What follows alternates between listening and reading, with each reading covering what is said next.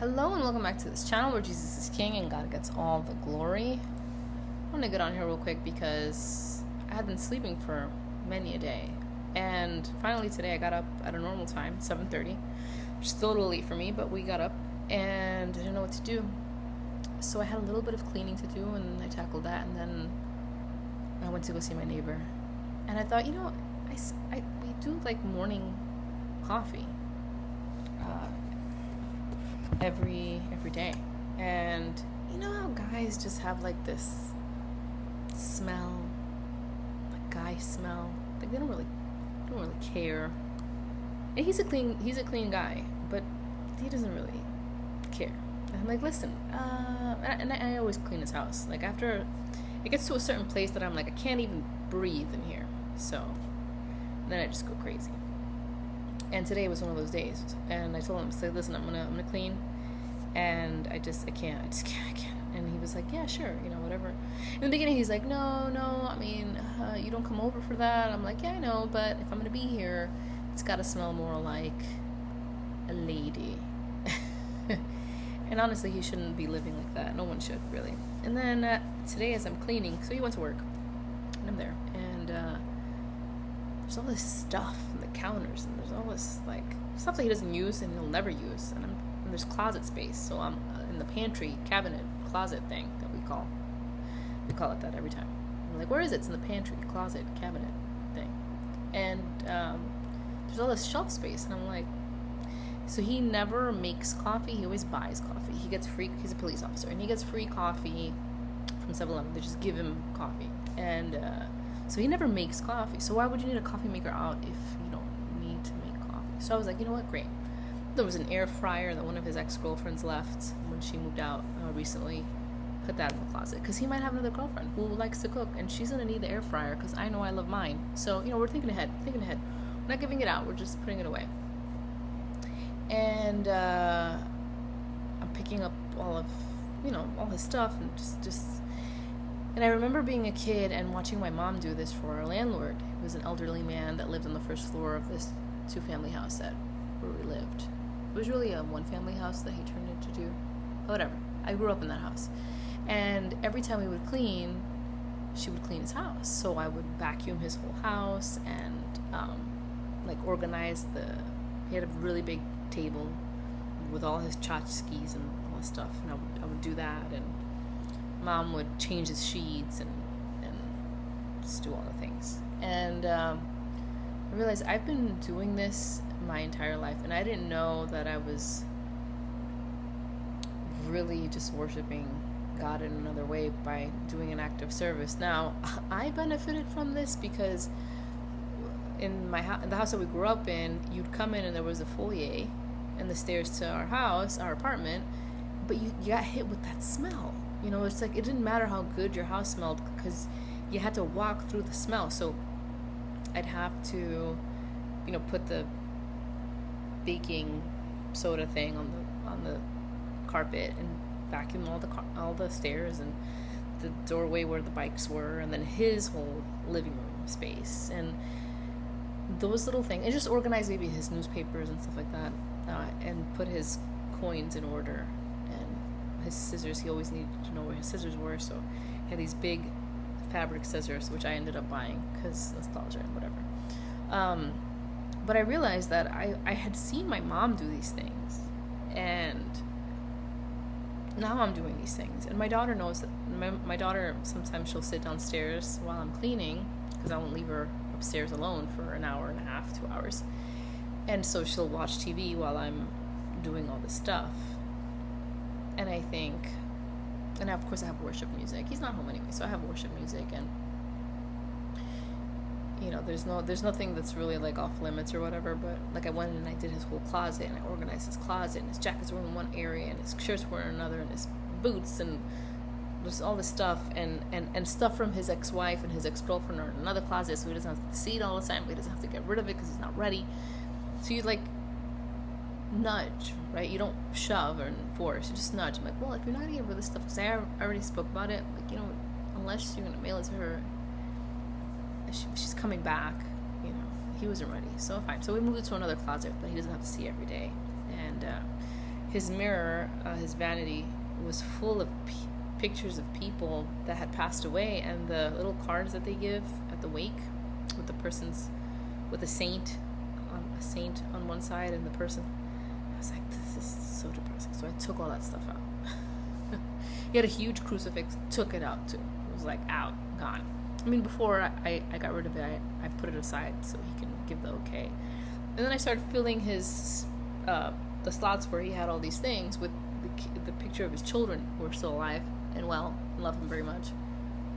And got rid of pictures of his ex-girlfriends and put up pictures of his parents, and took out his accolades from like high school and put them on the mantle. And you might think, this is not even like, took me what, an hour and a half? But it's gonna mean so much. And the way that I know that is because he maintains it. So I'll do it every once in a while until I'm just like, okay, that's it. Maybe every 6 weeks. Give it a nice cleaning. Like bleaching tiles and hot mistolin mops and changing water. And I know he loves it because he keeps it up. He doesn't make more mess. So now he's got like a small area of mess that he can. There's a chair in his room that I can't get rid of because everyone's got that chair where all the stuff that would be on the floor, you just throw it on the chair. So I leave the chair. And I'm not gonna torture him in his own house. But that's it. That's all. That's the only space that he really has to make a mess because everything else is organized. His drawers are organized. He's losing weight, and he, with the cancer and all that stuff, he had ballooned, and so I did it like the biggest on top, and then they get smaller as you go in the drawers, and because you don't want to get discouraged, you pick out a shirt that you're not going to wear, and you're like, forget it. So I made it size order or whatever.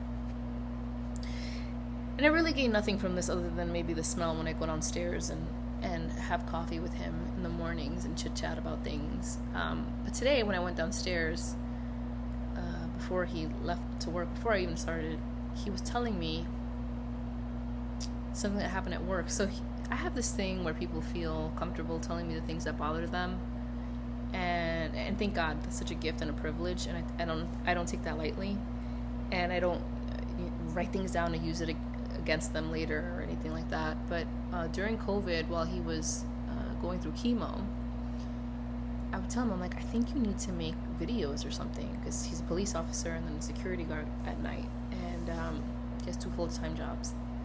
He's 63 years old and he was battling stage 4 cancer, but God.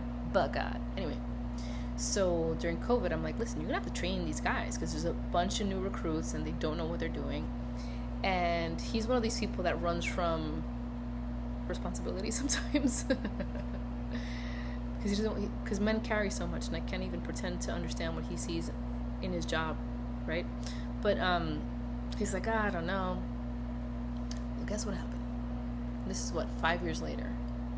He's like, yeah, yesterday one of the guys called me, and I told him, you can call me anytime, call me for anything. He's like, he called me like 6 times, so I think I'm gonna, and I'm like, what are you gonna do? He's gonna have to train them. Because now I'm like, listen, I'm not telling you this to make you feel better. I am a citizen of this town, and I don't feel safe when you tell me that these 20-something-year-old cops, and it's not about the age, right? It's about the work ethic.